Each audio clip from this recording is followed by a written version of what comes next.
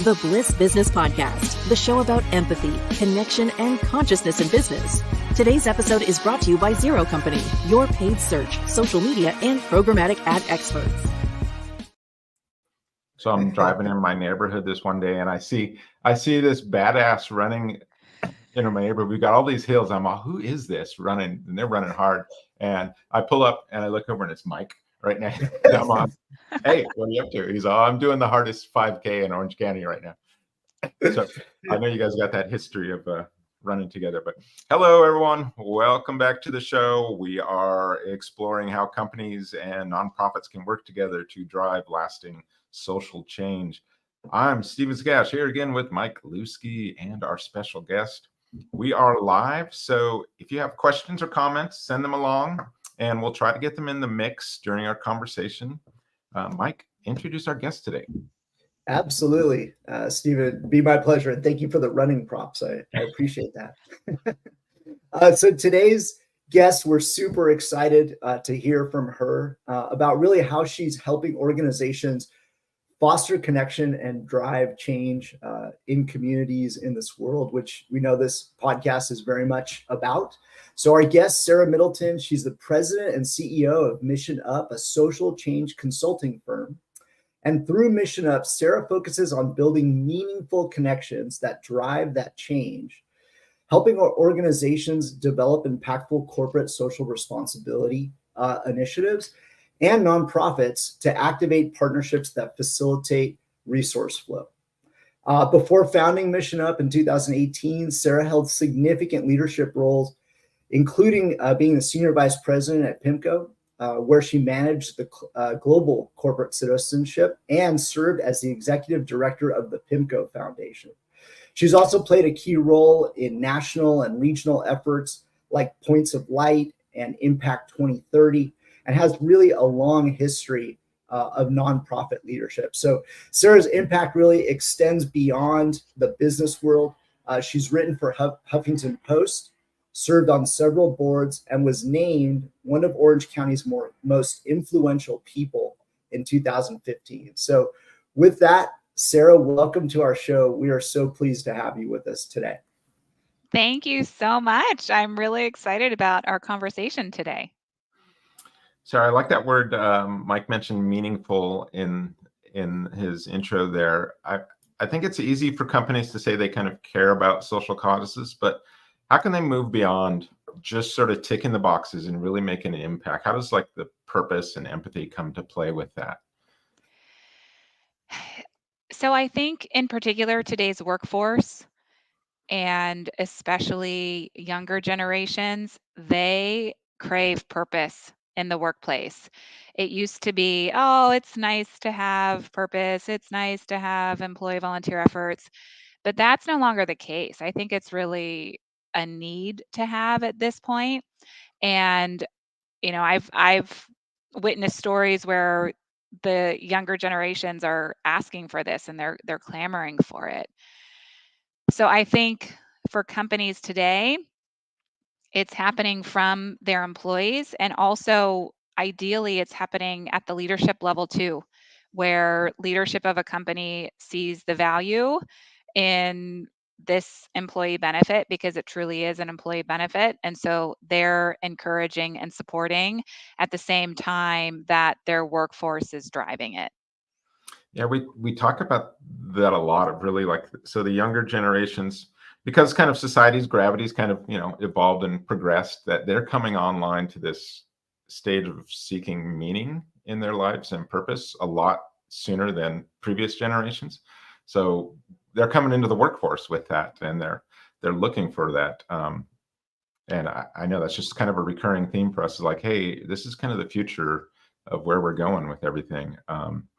From your experience, what does it take for companies to create kind of a authentic corporate social responsibility CSR initiatives that truly resonate with those employees and the community? So I think authentic is key, because if it's simply transactional, people are going to see right through that. Your employees are going to see right through that, and the community is going to see right through that. So I really do believe it starts with executive buy-in. The folks who are leading the company, they need to believe in that. They need to want to do it for the right purposes, and they need to support and encourage it. It just can't be a one-off. I think if you are seeking to create change or to offer that kind of mechanism to reach purpose for your employees, you have to make a long-term commitment. And ideally, that commitment aligns with your company goals.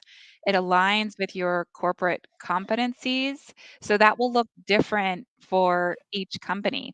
If you're a company that produces materials for teachers or schools, maybe you want to focus on education or literacy rates. I always like to follow the 70-30 rule. 70% of your company's social impact work should tie back to what your company does or what your core competencies are. And then you have 30% that's employee choice. So that's where you really foster that employee buy in.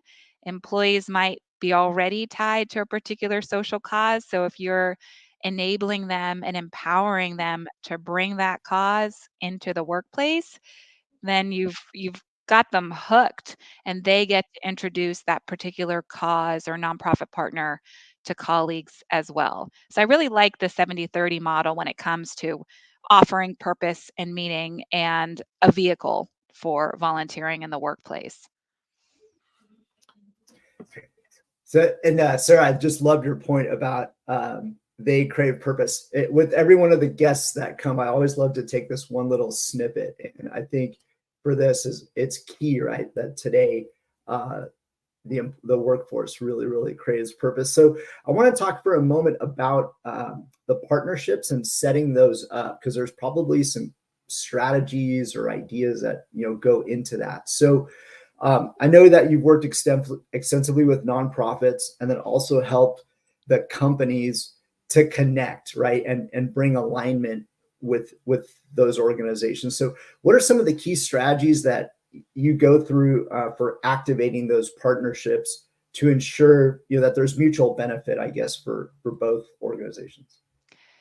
Sure. So I'll give you some insight into the process I use, which is when a company reaches out to me and asks for help in either enhancing a program that they already run or help in building a program that they have a vision for, I always start by taking a tour of their company, and I interview their senior leadership to really draw out their insights and perspectives. What do they want the program to look like? Do they have any particular social issues or causes that they're really passionate about and that they want to bring into this particular program? What do they think the benefits of the program could be or should be? I also then interview the workforce. And depending on the size of the company, maybe that's done through a survey, maybe that's done through a focus group, or maybe it's done through one on one interviews. And same, I'm drawing out the insights and perspectives of those employees to really understand what are they looking for? What kinds of volunteering would they like to engage in? At the same time, I'm looking at that company's competitors as directed by that company.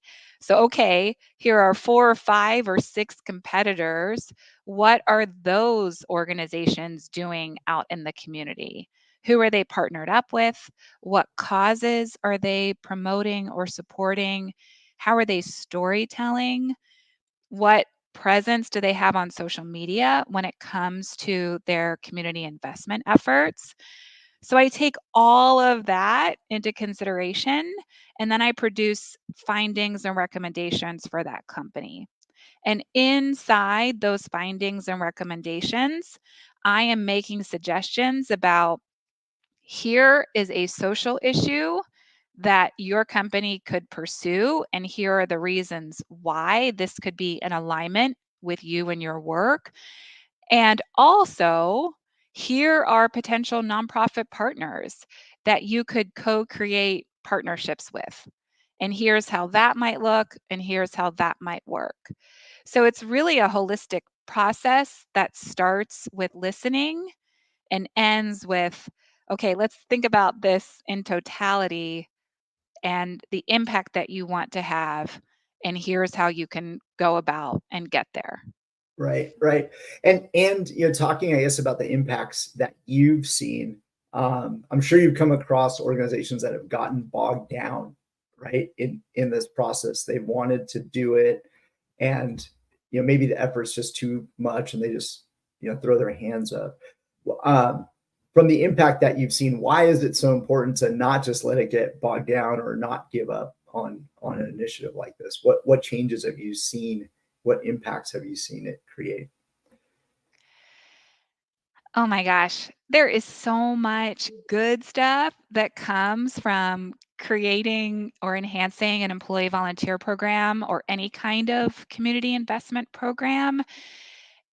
It's such a benefit, a multifold benefit. It benefits the company, it benefits the employees, it benefits the nonprofit partner or partners, it benefits the community. There are so many ripple effects that come from it. And when you think about volunteering, at the end of the day, you are building cognitive diversity. You're stretching yourself, mostly, I would say, depending on the volunteer project. But generally, when you volunteer, you're trying something new, or you're meeting new people, or you're working alongside new people. And so you start to understand different perspectives, or you potentially build new skills, or you gain cultural understanding. So all of these good things happen. But you're so right, Mike. There are companies who start down this path because they think, oh my gosh, this would be something really good to do. But it does require significant investment on behalf of the company. You're looking at resources, you're looking at employee time, you're looking at energy. So it does take resources to get involved.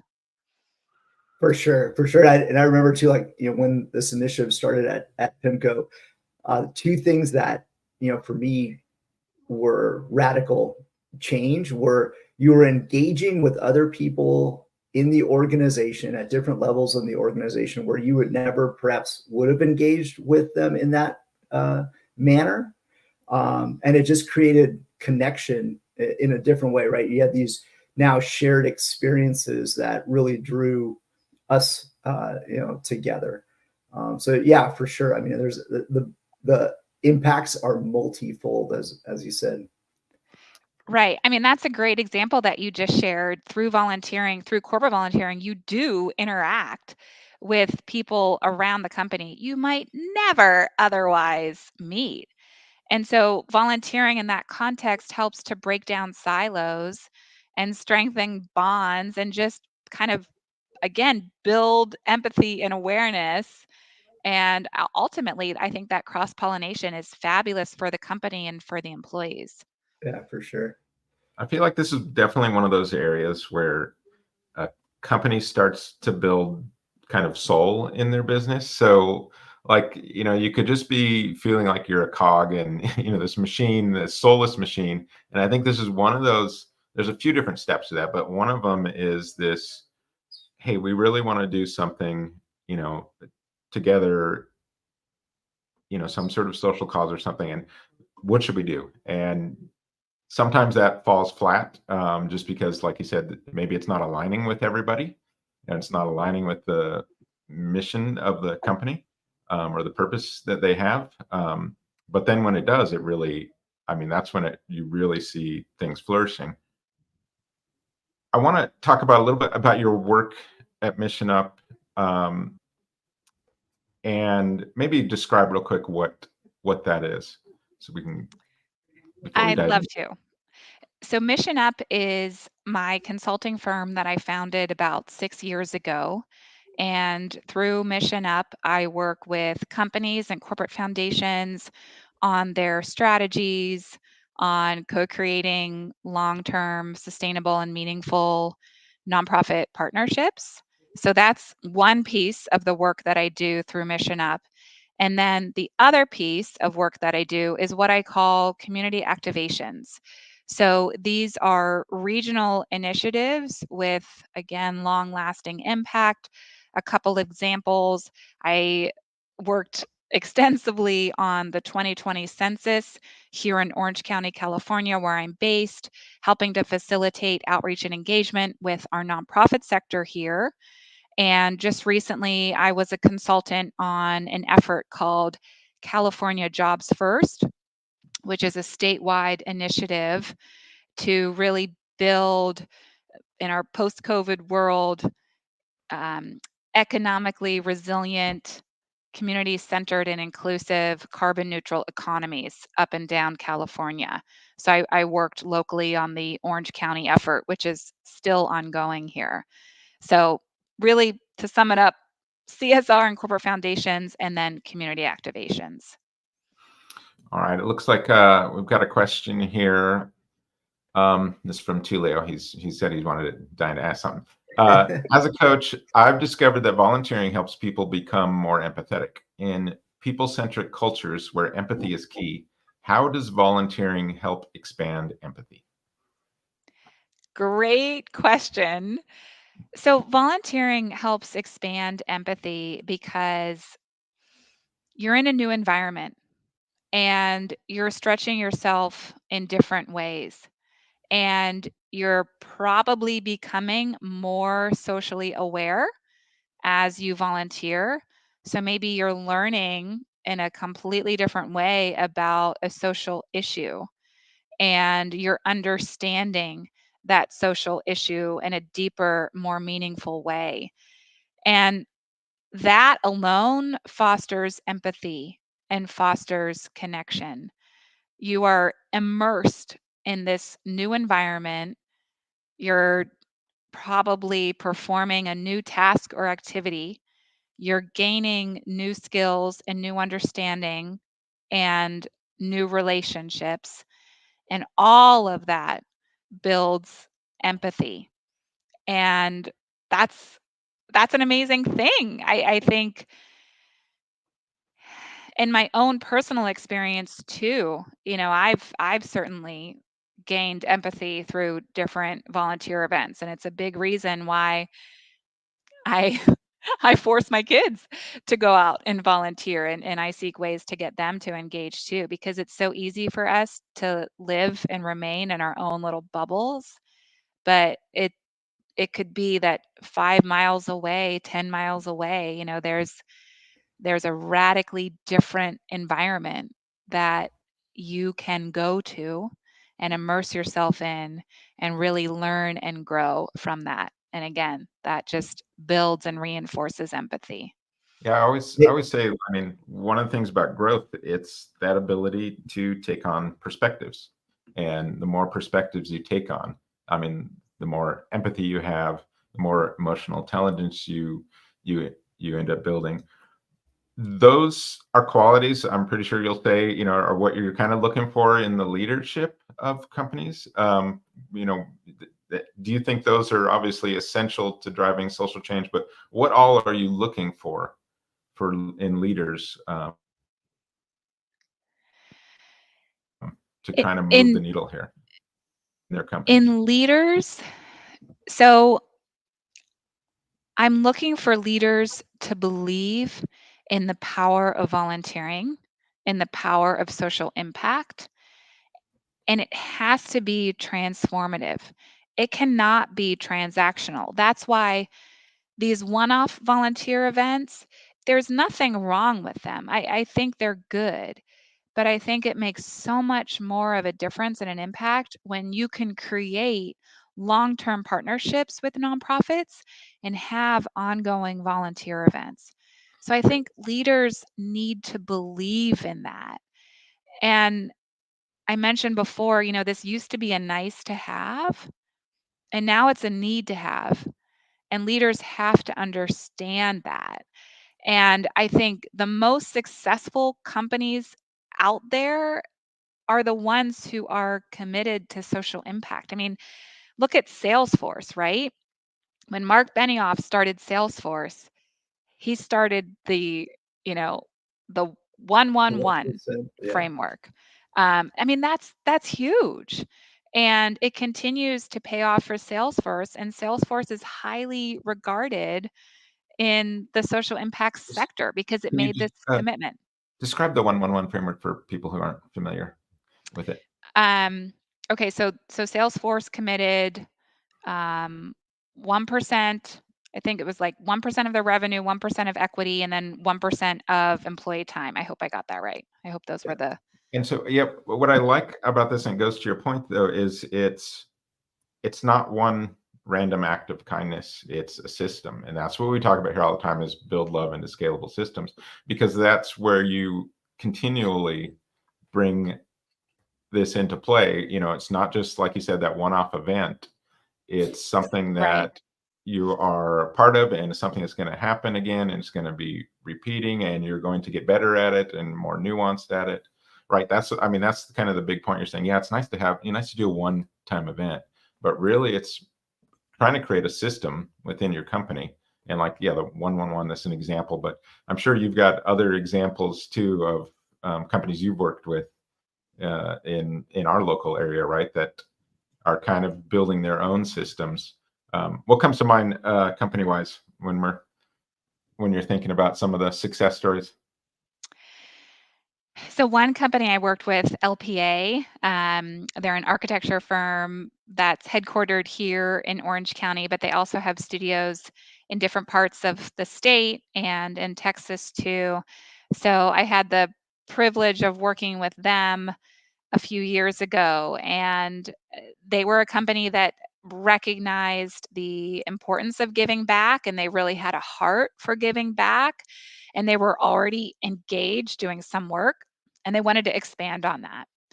So I came in and I worked with them for a number of months, and given the focus of their work, we came up with a social issue together focused around shelter.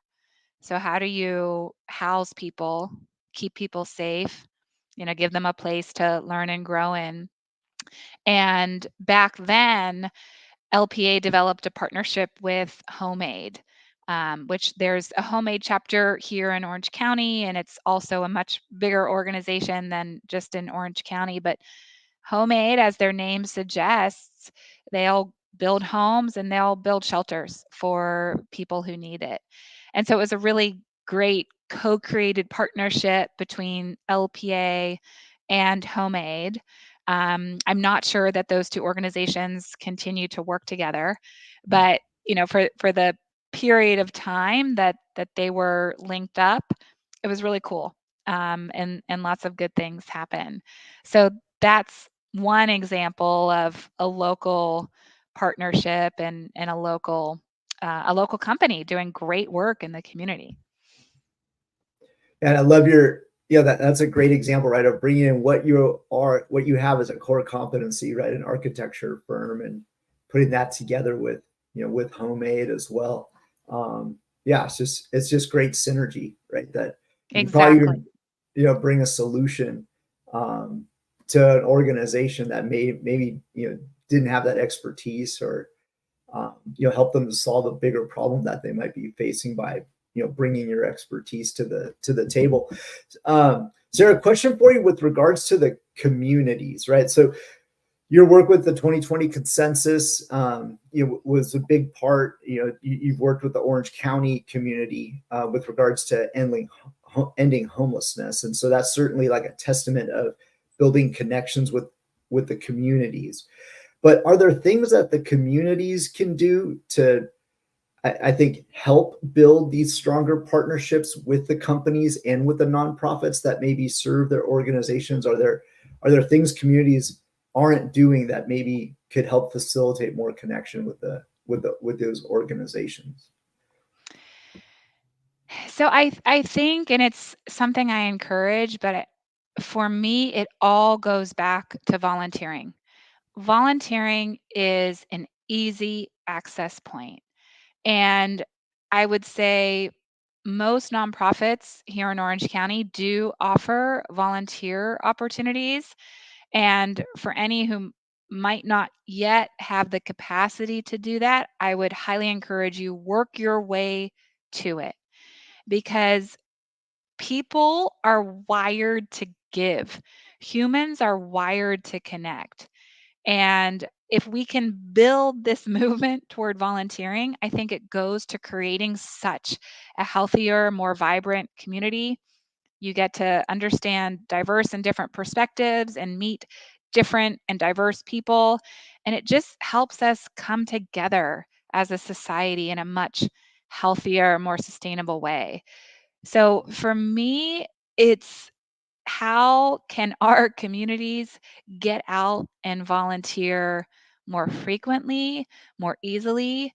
How do you as a company or how do you as a nonprofit remove the friction and help people more easily find and sign up for volunteer activities? So it's definitely a personal passion of mine. How can we create this Yeah. movement of service, not just here in our local region, but nationally? We have such an opportunity here in the United States, and how can we just unleash it? Wow. Yeah, you just made me think of something. So I do work here in South Orange County with some of our local hospitals.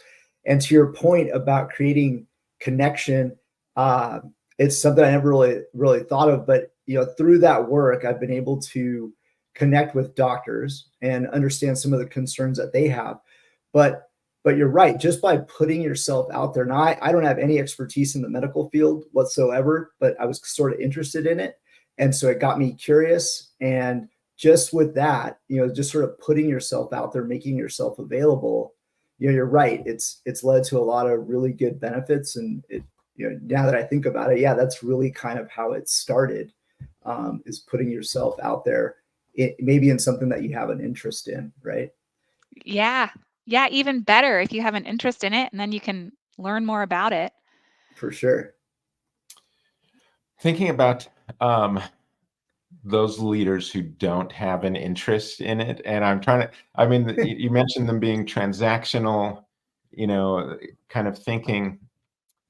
Someone sent me an email yesterday, and it was about this study that came out that looked at 21 different stores, grocery stores, that donated their produce, with minor blemishes or any of the food nearing the expiration date, and they just donated it to a cause, and they started doing this, and they found that, yeah, they'll get tax breaks or whatever, but the revenue from the food sales in store actually increased. And so they were able to learn, oh, you know what, we're actually freeing up shelf space from stuff that's slow selling, and now we're able to fill up our shelf space with stuff that sells faster. So they actually saw positive ROI from this. And what's interesting to me is, like, how do I deal with that leader that's like transactional? And sometimes I find like maybe there's data or something that I can say, hey, if we align our purposes and everything here, we can actually somehow get ROI for you to do this. I don't know. I mean, you're probably always, take an approach of like, yeah, hey, this is the right thing to do. We should do it. Just do it. Yeah, just do it. Come on. We need we need more, leaders with in the service mindset for sure. But it's like, I'm always wondering, like, how do you move those people that like you said, maybe transactional and stuff, when it comes to this sort of issue? Yeah, you have to build the business case. And people who do the work that I do or who are CSR leaders at their respective companies, we are constantly building the business case, because you are right, Stephen. I mean, it's generally accepted and understood to be a good thing, but some business leaders are driven by numbers and stats, and so you have to feed those to them to get them to understand, no, there is ROI behind this. I think a couple points that I'll make in terms of the ROI and why you should do it, even above and beyond because it's the right thing to do. Number one is storytelling.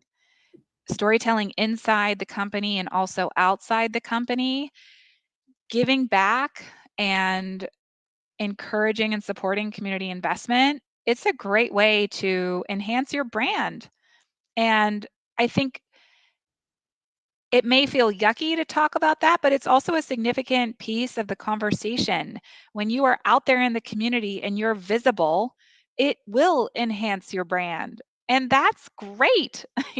There absolutely has to be benefit to the company too.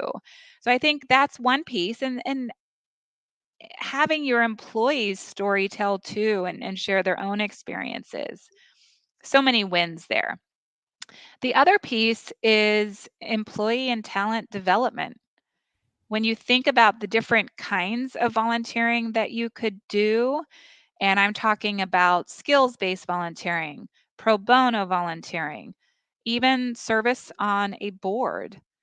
Oh my gosh, the learning and leadership and professional development opportunities that come from that kinds of volunteering, it's enormous, enormous. And there are, a bunch of studies and white papers done around that. And companies ideally should seize on that employee development piece.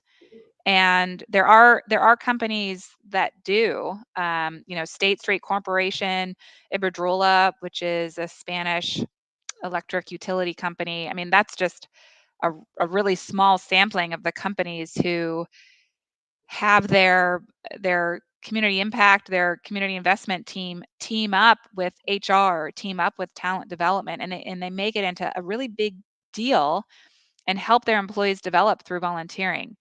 So just a couple of examples on the ROI, why these programs are important to have, you know, uh, beyond just the general, oh, it's a good thing to do. Yeah, and I think we mentioned too at the beginning of the show, it was like the younger audiences coming online too. There are all kinds of employee retention stats when you can kind of align a higher purpose in your business with actually, a charity and things like that, where everything is aligned in there. And so now you're going to work with meaning. And then we've got another question. This is from Martha, loving the show. Question for Sarah: what role does storytelling play in communicating the impact of volunteering and CSR efforts? A gigantic role, gigantic. I think communication is a big piece of CSR work. You've got to communicate inside the company, among your employees, to your employees. You've got to communicate outside the company, to your nonprofit partners, to your clients, your customers, your audience. I mean, there's such an opportunity for communication to move the needle on a lot of the work that companies and nonprofits are doing. And storytelling helps you, the company, tell your story, but it also helps your employee volunteers process whatever volunteer activity they just took, whatever volunteer activity they just participated in. They can kind of debrief by storytelling. Maybe that's posting something on the company intranet, or maybe that's posting something on LinkedIn about what they and their company did. But it's a great way to just reflect and learn and grow from that volunteer opportunity. The last thing I'll say here too is that I think there's a thought leadership angle here, that when a company gets out and gets involved in the community, talk about it. Be a leader. Tell us what you're doing. We're not going to know unless you tell us. So share what you're doing and help other companies and organizations learn from that. Share the mistakes too. We all learn from mistakes, absolutely. And I think that thought leadership piece can go a long way too when it comes to enhancing the brand. Thinking about the future, and this is what we talk about a lot on here, is kind of these different stages of business development. And I think one of them really gets into, like I've mentioned, it's aligning that purpose within all your systems, everything you're doing. That's kind of the future. Where do you see kind of the future of CSR and these kind of initiatives probably only growing, I'm sure. But what do you see? Is there trends in this that are popping up?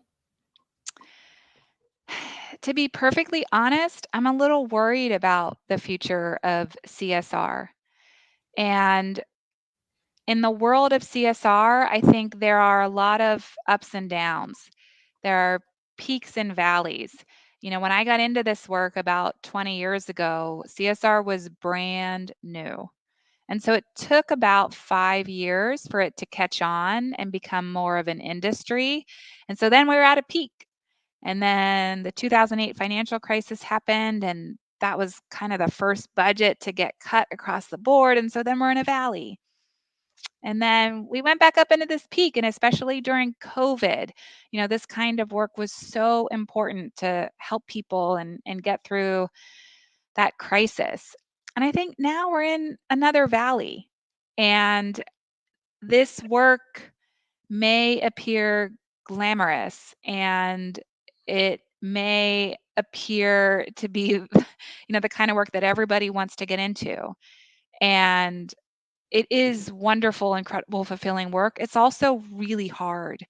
And if you're a CSR leader, you're working with constrained, limited resources, and you've got those corporate guardrails and constraints.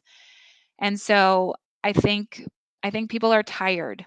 Um, my hope for the future of CSR is that everybody holds on, and that, broadly speaking, leaders across the country recognize the importance of this valuable and critical corporate function, and that they resource it, and that they support it, and that they offer creative license. After all, the folks in these jobs are subject matter experts, and they know what needs are in the community. So I would love to see this fully resourced, going gangbusters, and just, receiving the acknowledgement and the recognition that it's due. Yeah, it's a really good point there, sir. Now I'm kind of curious around your thoughts as to why you think that might be. Do you think folks right now are more self-consumed with just self-survival, right? We've got inflation, crime, the divisions in the political sphere that we're seeing. Why do you think that is the case? Yeah, I think for all of those reasons, I think given everything that's going on in the country, just given other corporate priorities, this work is not viewed as important as it used to be. And I'm that's the sense I have from just conversations with others in this space, and just kind of taking in information.